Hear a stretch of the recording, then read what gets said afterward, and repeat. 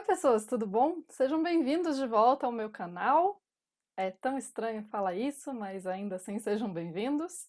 Eu tô usando um microfone improvisado hoje, porque o meu microfone oficial quebrou e eu tô esperando chegar um novo. Talvez demore um pouco, mas enfim, espero que o áudio não fique muito zoado.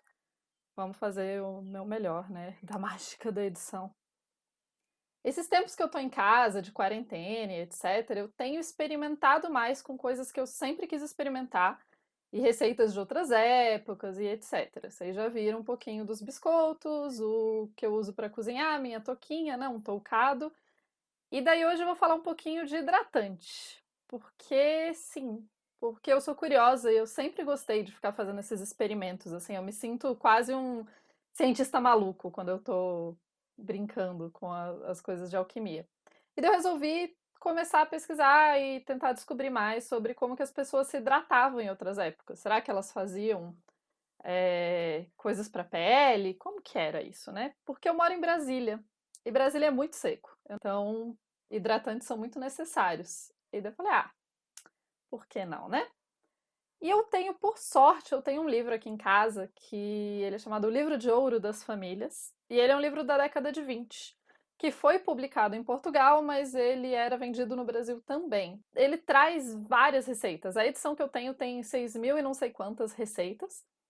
Todas elas para você fazer coisas em casa. E ele cobre basicamente todos os assuntos da vida, assim. É tipo uma enciclopédia da vida em casa. É bem legal, não se fazem mais esse tipo de coisa, porque hoje em dia a gente usa o Google. E dentro dessa enciclopédia tem uma área toda dedicada a cremes frios, ou cold creams. Vocês podem ir lá no canal da Modista do Desterro, ela tem uma receita também, ela fala um pouquinho sobre o que são esses cremes frios. Eu falei, parece uma ideia boa, vamos testar, né? E daí, de onde vem o creme frio? Assim como vários outros cosméticos, os cremes frios são associados, a invenção deles é associada ao Galeano, que viveu na Grécia e tal. Eu duvido um pouco que o Galeano efetivamente tenha inventado isso. Por que eu duvido disso? Porque eu não gosto do Galeano? Não. Porque você mistura cera de abelha, óleo e água, faz um hidratante. Eu meio que duvido que o Galeano foi a primeira pessoa na história da humanidade a pensar nisso. Inclusive porque eu não sei se na China já se faziam cremes assim. Eu não sei, sei lá, se na Zâmbia se faziam cremes assim. Eu não sei. Então não dá para dizer completamente. Mas o texto do Galeno é o escrito mais antigo que fala desse tipo de creme. Então a gente pode dizer que a primeira pessoa a escrever sobre o creme foi o Galeno. A verdade é que essa receita, entre aspas, ficou muito famosa e ela durou por muito tempo, basicamente até hoje. No final do século XIX, começo do século XX, então o fim do período vitoriano, começo da era eduardiana. Mas no Brasil a gente pode colocar ali então o final do Segundo Reinado e começo da República, ou República da Espada, enfim, colocamos nessas datas. Esses cremes frios, eles passaram a ser tipo a última moda. Todo mundo queria um creme desses. E exatamente por ser tão famoso, os livros e as revistas, enfim, esse tipo de publicação, acabam trazendo várias receitas para que as pessoas pudessem fazer isso em casa. E por que que a gente faz em casa esse creme? Bom, o problema é que quando você coloca óleo de oliva, na verdade nessa época já estava mais comum colocar óleo de amêndoas, que tem uma durabilidade um pouco maior, mas ainda assim estraga relativamente rápido.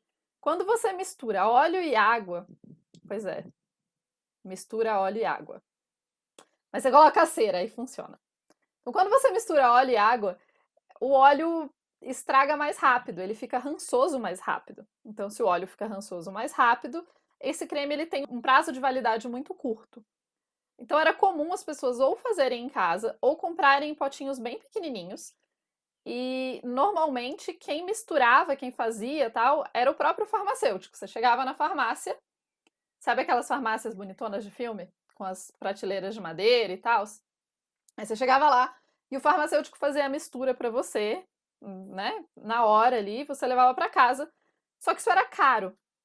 Então, várias dessas revistas e desses livros vão falar como fazer em casa justamente para economizar um pouco, porque as pessoas nem nunca foram muito ricas, né?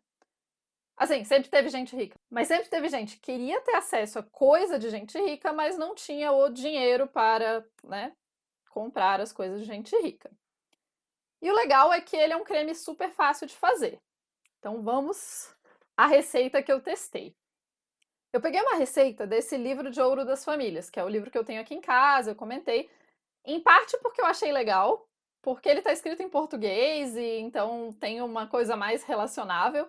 Tem muitas receitas na internet, se você colocar cold cream, que é em inglês o nome, você vai encontrar. No livro que eu tenho, ele tem tipo toda uma seção só dedicada aos cold creams e ele coloca em inglês e coloca e ele explica qual é a tradução para cold cream.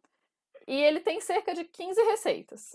Aí eu folhei as receitas, tentei entender qual receita que parecia melhor e escolhi uma receita que ia bem poucos ingredientes para eu começar. Porque daí, né, a gente vai testando e vendo qual que fica mais legal. É interessante que o livro coloca bem assim: preparação. Este nome em inglês, traduzido à letra, significa pasta fria e é próprio de alguns compostos de consistência de creme, que servem para refrescar e para perfumar a pele. Eu acho interessante aqui algumas coisas. Primeiro, a tradução, né? Os autores do livro vão falar que é uma coisa com consistência de creme, mas a tradução é pasta fria e não creme frio. Eu acho que fica mais bonito creme frio e eu traduzi para creme frio, mas é isso aí, pasta fria.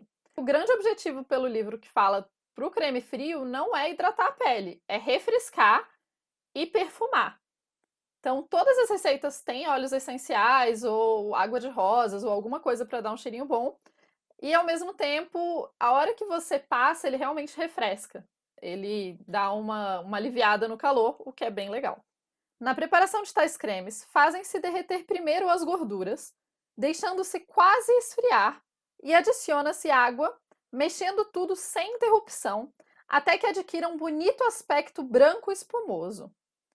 Nos números que seguem, indicam-se algumas das melhores receitas para os preparar, visto os que se encontram à venda serem de preços elevadíssimos.